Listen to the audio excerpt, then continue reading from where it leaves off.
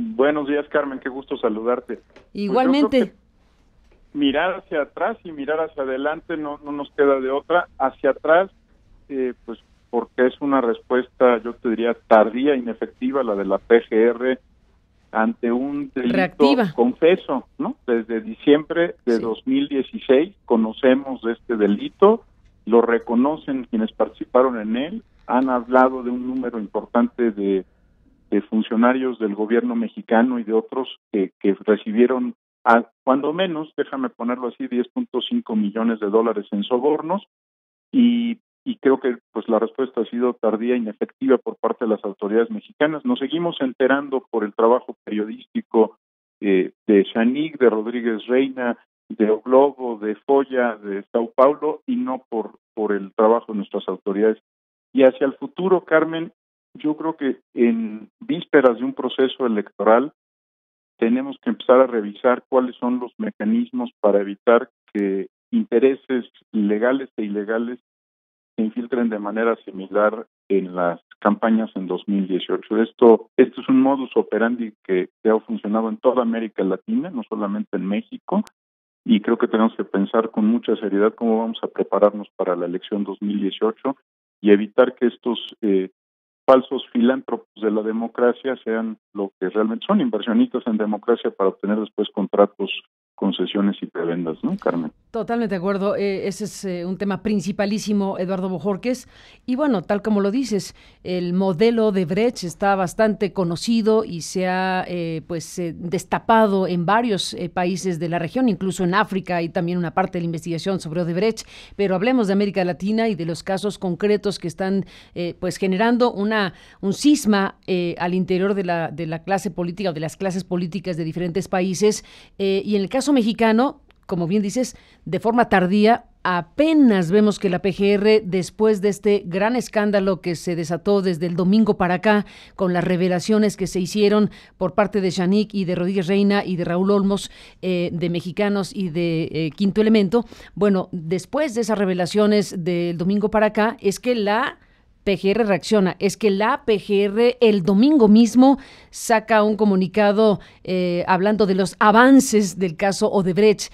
Es que apenas ahora vemos que se le cita a Emilio Lozoya, a pesar de que su propio abogado, Javier Cuello Trejo, nos dijo ayer que ellos habían pedido que la PGR los citara desde tiempo atrás y que la PGR no los había citado, a pesar de que la PGR en su comunicado del domingo dice que ya llamó a declarar a 19 o no sé cuántos funcionarios, no dice quiénes, pero no había llamado a Emilio Lozoya y no había tomado la solicitud que su abogado dijo que había hecho para que le preguntaran. Ahora será este próximo jueves a las 12 del día que se presente en calidad de imputado, por un lado, y queda también el tema de la función pública que nos contó Alfredo Figueroa.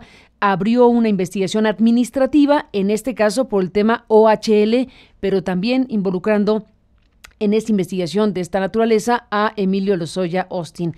Estamos entonces frente a un tema donde si nos atenemos, Eduardo Bojorques, al modus operandi de Odebrecht, no es un despropósito, no es jalado de los pelos, no es mala fe, como ha querido decir la presidencia de México, decir que tiene que revisarse si hubo o no relación con la campaña política de 2012, esto que han declarado los funcionarios de Odebrecht en Brasil. Y eso creo que México tiene que estar preparado para que las instancias que correspondan también abran procedimientos para investigar cómo ha ocurrido y está ocurriendo y sigue ocurriendo en otros países, Eduardo. Sí, mira, haciendo un recuento muy rápido, en Colombia hay una investigación abierta por financiamiento ilegal de la campaña presidencial.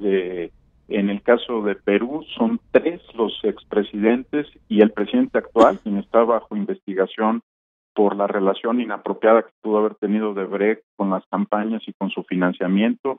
En el caso, digamos, de República Dominicana, incluso hay una amplísima movilización social derivado de la relación que tuvo la empresa. Es decir, está claramente documentado que el mecanismo por el cual se acercaba Odebrecht al poder político era o bien en funciones o bien en los momentos electorales para tratar de obtener beneficio o ventaja a partir de una relación con uno o más candidatos presidenciales. Esto es algo que también habrá que esclarecer en el tema en México.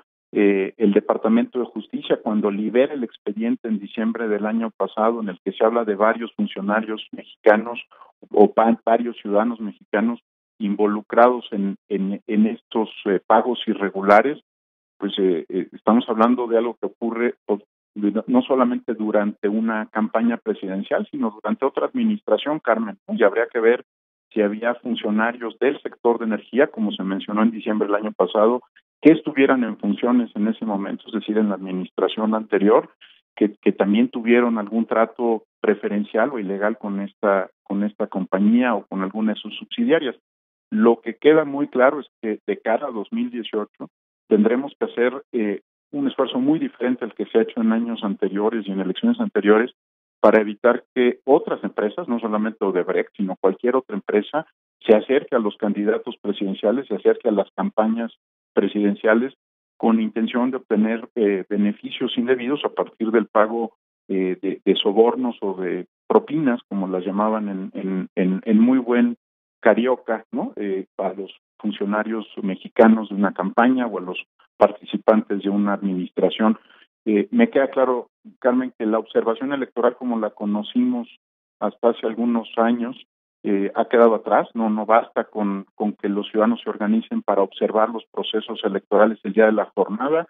Esto ocurre en otros ámbitos, en otras esferas, en otros momentos de la vida electoral y hay que diseñar pues las acciones para evitar que esto ocurra nuevamente, ¿no? Ya de muy poco nos servirá solo de acompañar el día de la elección y la jornada electoral con observadores internacionales. Esto ocurre muchos meses antes, utilizando empresas fantasma, empresas Shell, en el caso de lo que han mencionado Odebrecht, ¿no? Que se encuentran en otros países y como que sí tengo la impresión de que se ha quedado atrás nuestro discurso sobre el tema del financiamiento de la política, la manera en la que entendemos el financiamiento de la política y también cómo observamos los procesos electorales. Si vemos el modus operandi, no hay ninguna duda que cambiar y ajustar nuestra estrategia de cara al 2018, Carmen. Sin la menor duda. Eduardo Bojorquez, te pido que no perdamos la comunicación, sigamos hablando de estos temas, sigamos abonando a una discusión pública obligada. Hoy como nunca la sociedad mexicana tiene que discutir, tiene que analizar, tiene que plantearse estos dilemas rumbo al 2018 y después del 2018, porque de lo que suceda aquí se van a definir cosas importantes. Si México entra o no a este toro, si México entra o no a investigaciones de a de veras, si México deja pasar este momento donde hay una exigencia para clarificar, para investigar, para dotar de verdad a la sociedad mexicana respecto a asuntos tan graves como el asunto Odebrecht y otros que están ahí pendientes. De eso estamos hablando, Eduardo Bojorquez, así que te pido que no perdamos la comunicación. Gracias esta mañana por estar aquí. Muchas gracias a ti, Carmen, con mucho gusto lo haremos. Gracias.